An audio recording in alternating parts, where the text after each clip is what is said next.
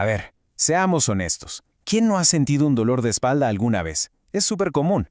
Pero, ¿qué está pasando de verdad allá adentro cuando nos duele? Hoy le vamos a entrar a fondo a la lumbalgia, este problemón que afecta a muchísima gente. Para que nos demos una idea de qué tan grande es esto, empecemos con un número. Ojo, 619 millones. Así es, esa es la cantidad de gente que tuvo dolor lumbar nada más en 2020. Es una cifra, vaya, que te hace pensar, ¿no? Y no es solo una molestia, ¿eh? Para nada. De hecho, según el estudio de la carga global de enfermedad, estamos hablando de la principal causa de discapacidad en todo el mundo. O sea, está por encima de cualquier otra cosa. Así de serio es el asunto. Entonces, si es algo que le pasa a medio mundo, ¿qué es lo que de verdad ocurre en la espalda para que duela así? Y, lo que todos queremos saber, ¿qué es lo mejor que podemos hacer al respecto según lo que dice la ciencia hoy en día? Ok, perfecto. Vamos a entrarle al tema. Y para empezar, hablemos de ese fantasma, de ese miedo que casi siempre aparece cuando nos duele la espalda baja. Casi de inmediato, ¿qué es lo primero que se piensa? Seguro es una hernia de disco. Esa idea de que un disco se salió o se deslizó es por lo general lo primerito que nos pasa por la cabeza. Y claro, con ese susto, la reacción casi automática es necesito una resonancia magnética ya. Pero a ver, ¿de verdad es lo primero que se tiene que hacer? Pues la evidencia nos dice que probablemente no. Bueno, entonces, si la famosa hernia no es la culpable la mayoría de las veces, ¿qué es lo que sí está pasando? Vamos a ver qué nos dicen los números, que esos no mienten.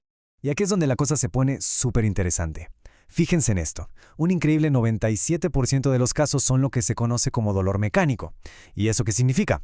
Pues muy simple, que el dolor tiene que ver con cómo se mueve y cómo funciona nuestra columna, con la mecánica del cuerpo, vaya.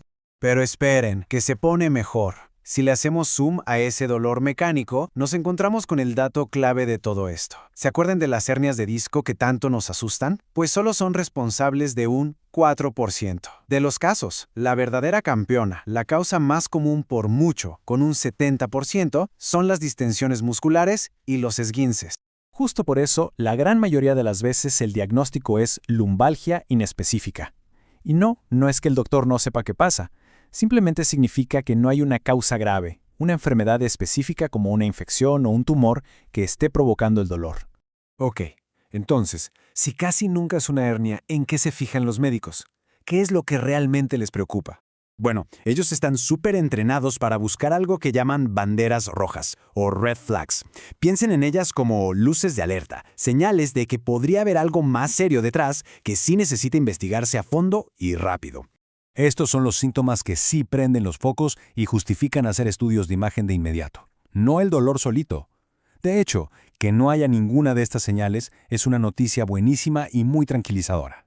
Y es precisamente por esto que todas las guías médicas son muy claras. Si no hay banderas rojas, no se recomienda hacer una resonancia o una radiografía de entrada. No solo no es necesario, sino que a veces hasta puede enredar más las cosas y generar más preocupación. Muy bien, entonces ya tumbamos el mito de la hernia y ya vimos de dónde viene la mayoría de los dolores. Ahora sí, vamos a la pregunta del millón. ¿Qué sí funciona para estar mejor? Y aquí la ciencia es súper contundente. Montones de estudios apuntan a una sola cosa. Lo que funciona es mantenerse en movimiento. La combinación de ejercicio y entender bien qué te pasa, o sea, la educación, es la estrategia ganadora. En cambio, las cosas pasivas, como quedarse acostado todo el día en cama, usar fajas o plantillas, pues simplemente no han demostrado que sirvan de mucho.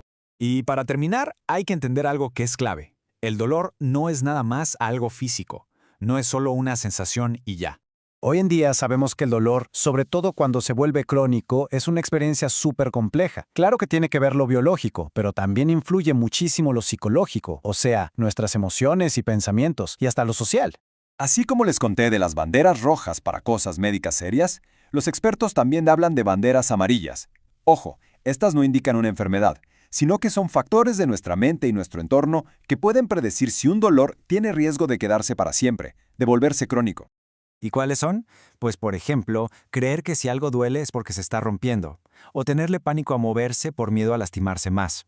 También el estrés, la ansiedad o la depresión. Todas estas cosas, por sí solas, pueden hacer que la recuperación sea mucho más lenta y difícil. Y todo eso nos deja con una idea para reflexionar, ¿no creen?